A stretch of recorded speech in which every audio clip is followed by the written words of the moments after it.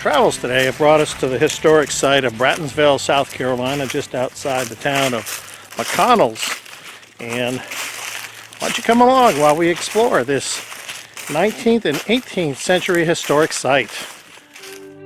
Today's Explore begins here at the Visitor Center, where I find several display cases filled with artifacts that have been left behind from an earlier era.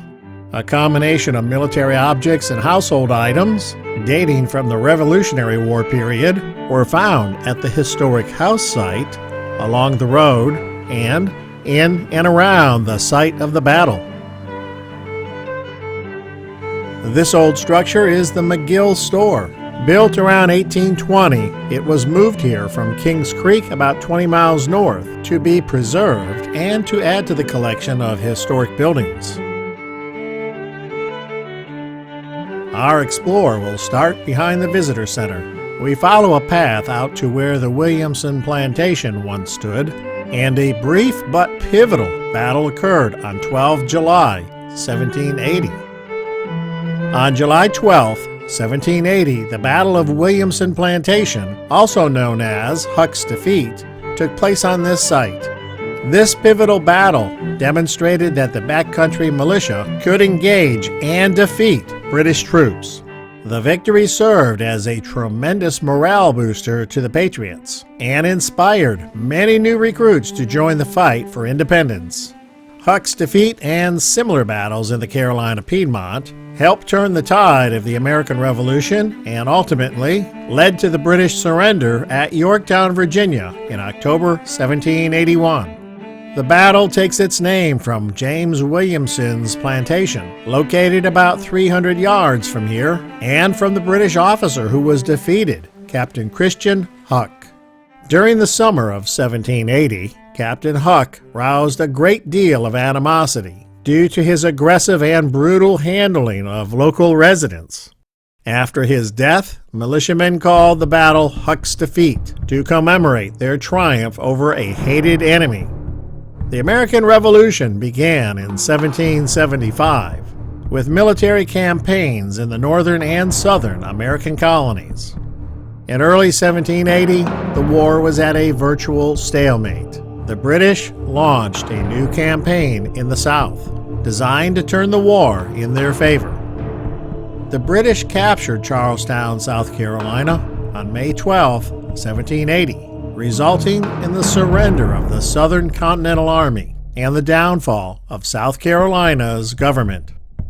The British Army advanced into the Carolina Piedmont, or backcountry, anticipating a quick campaign to pacify the two Carolinas and provide a springboard for invading Virginia. The British counted on widespread support from Carolinians still loyal to the Crown.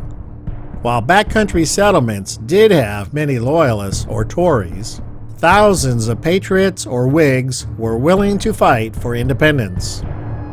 The revolution in the backcountry was not only a war for independence, but also a civil war that divided families and communities.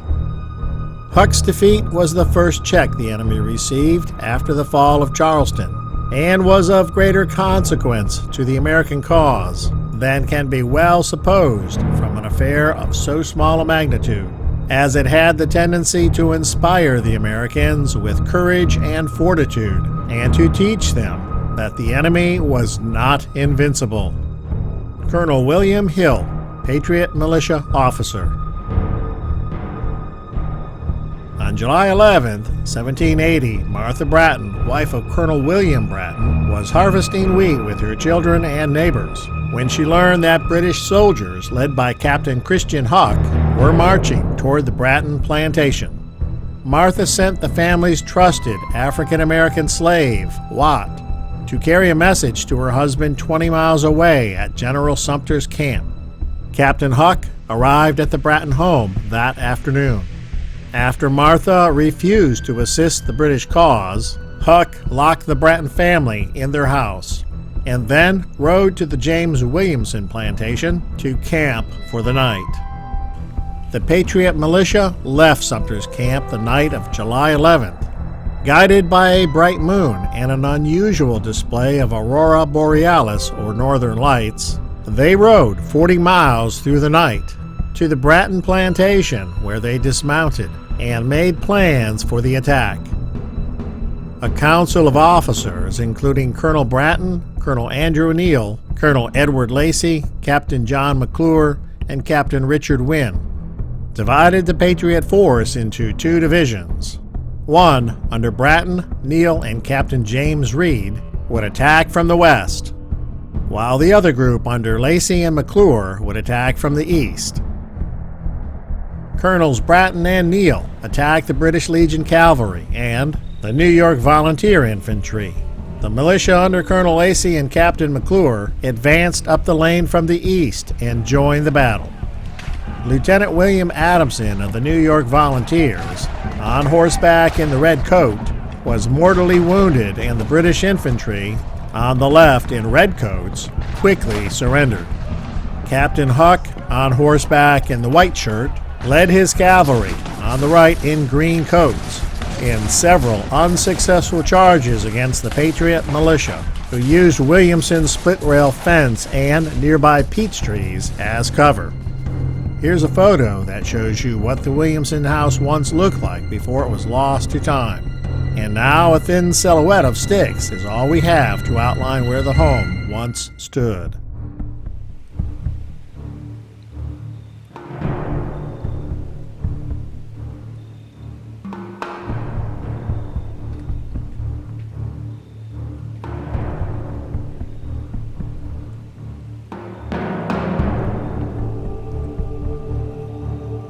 Captain Huck and some of his men tried to escape up Williamson Lane as several Patriot riflemen fired at them.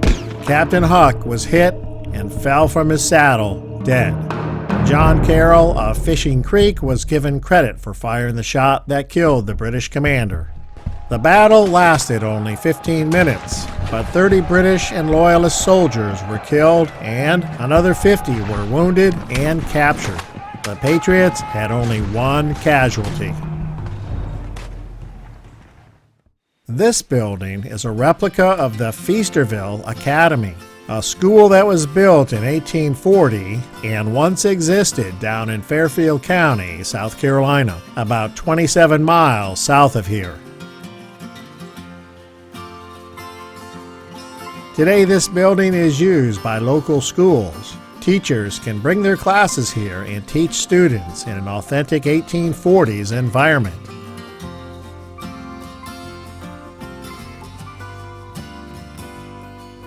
This is the land where William and Martha Bratton settled on in 1766.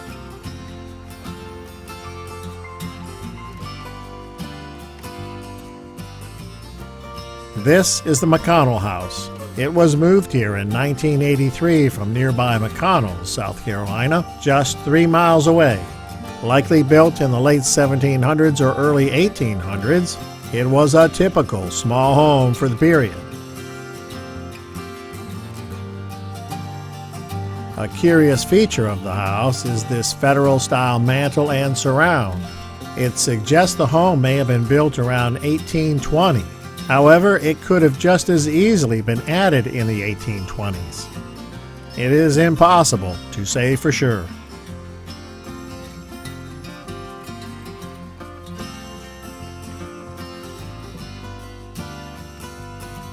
Bratton was an Irishman, born in County Antrim, Northern Ireland in 1740. His parents immigrated to America when he was a baby and settled in Pennsylvania. Here's the blacksmith shed.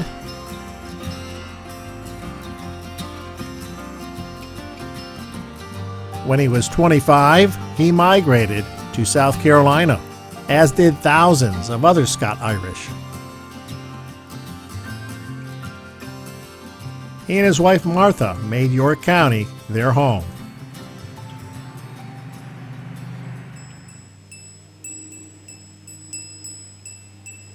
Here's the Bratton sheep paddock.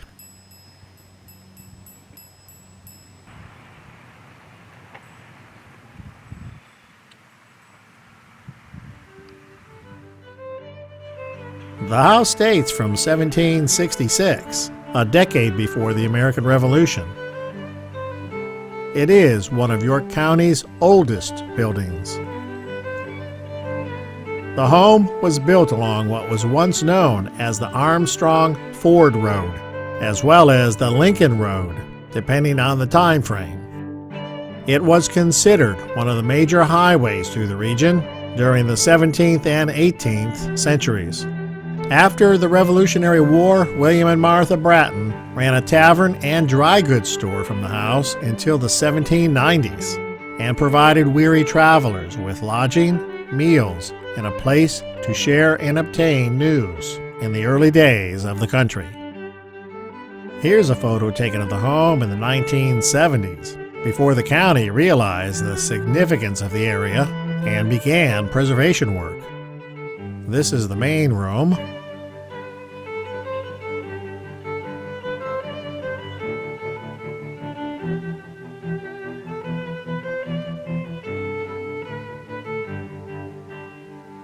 A bedroom for guests or family, I really don't know.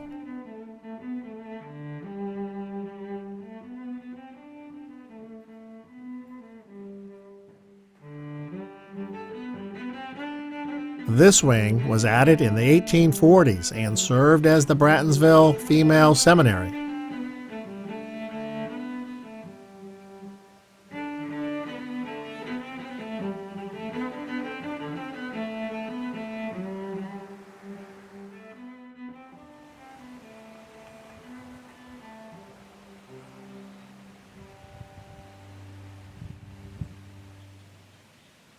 Along the fence line adjacent to the road are several monuments commemorating the battle, as well as the Brattons, Watt, the trusted slave that alerted the Patriots to the presence of the British Army, and others.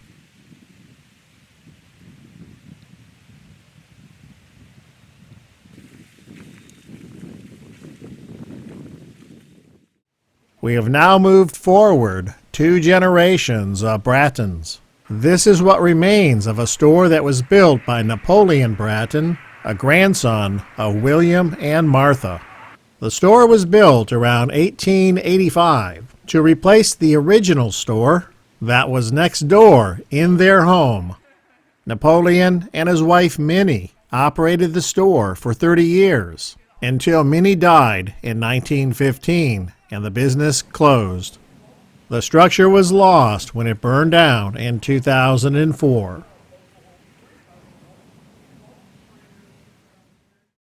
This is the home of Dr. John Simpson Bratton and his wife Harriet.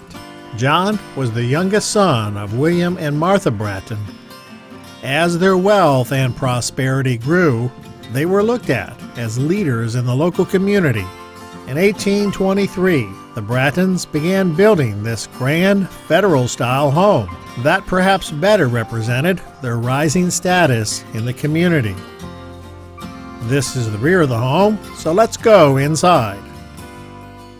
The home took 3 years to complete and is a grand home indeed.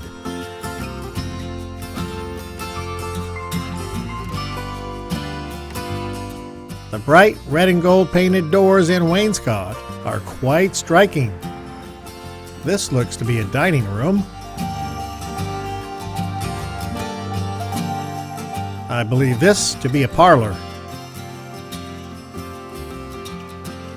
This is the good doctor's study.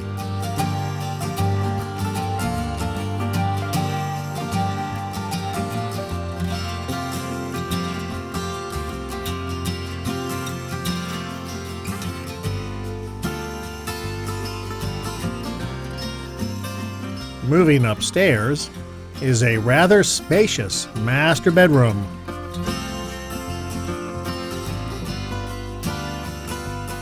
As well as other bedrooms for the family.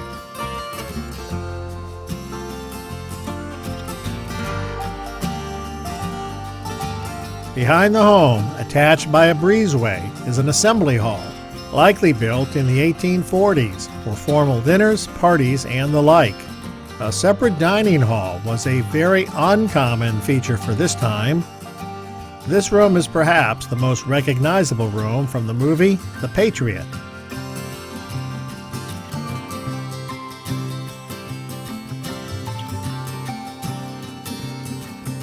The basement beneath the assembly hall is thought to have been used for several purposes.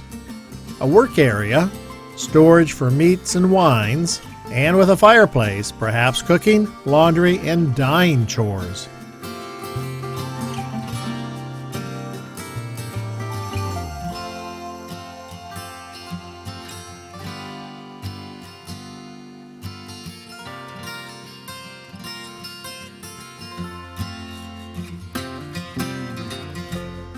This is the homestead's kitchen, located about 80 feet from the home, which was typical for the time period, mainly as a fire prevention measure.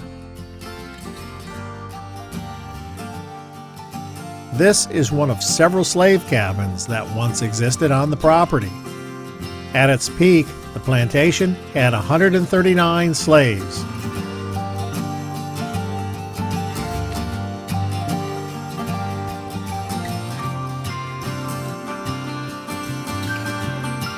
In the foreground, you can see the remains of another slave cabin foundation.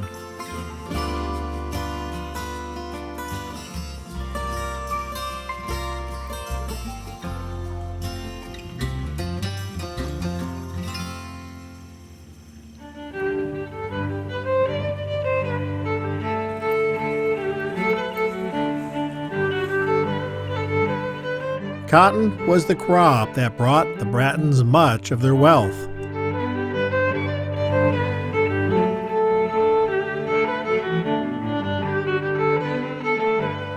I think I now know where that little fella escaped from.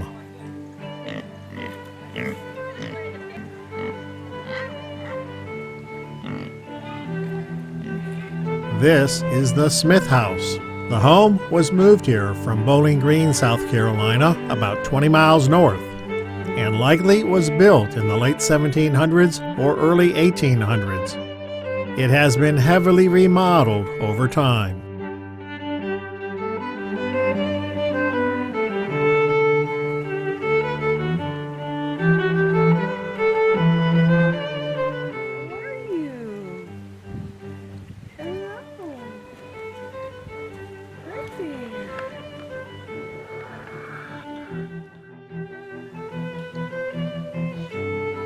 This structure is an old cotton gin building.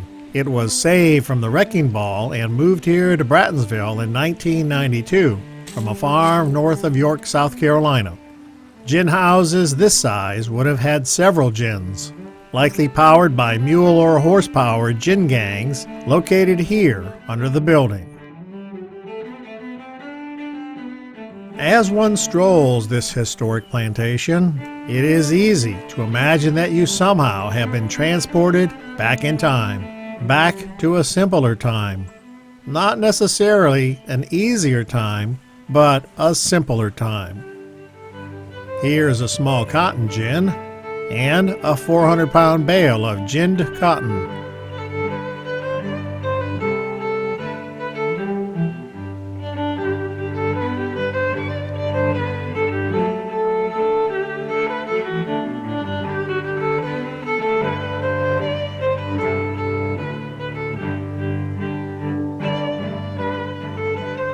Walking around the area really is like taking a step back in time.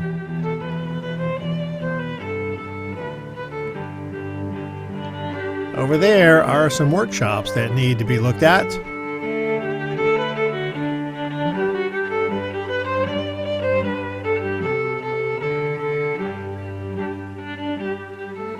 This is definitely a carpenter's shop.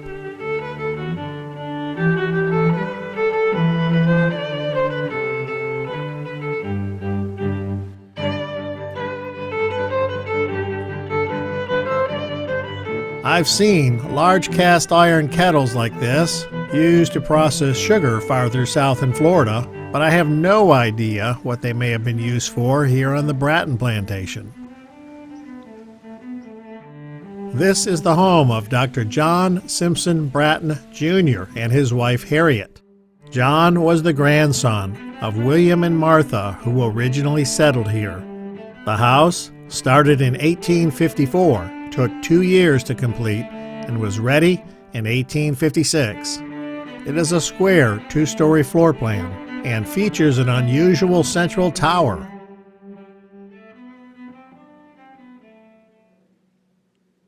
When the Civil War broke out in 1860, John was 41.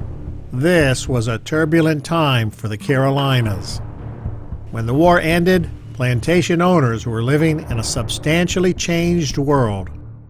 Things flared up in 1871 when a black militiaman was hanged after threatening to burn Brattonsville to the ground. Being a prime suspect, John fled to Canada to escape prosecution and imprisonment.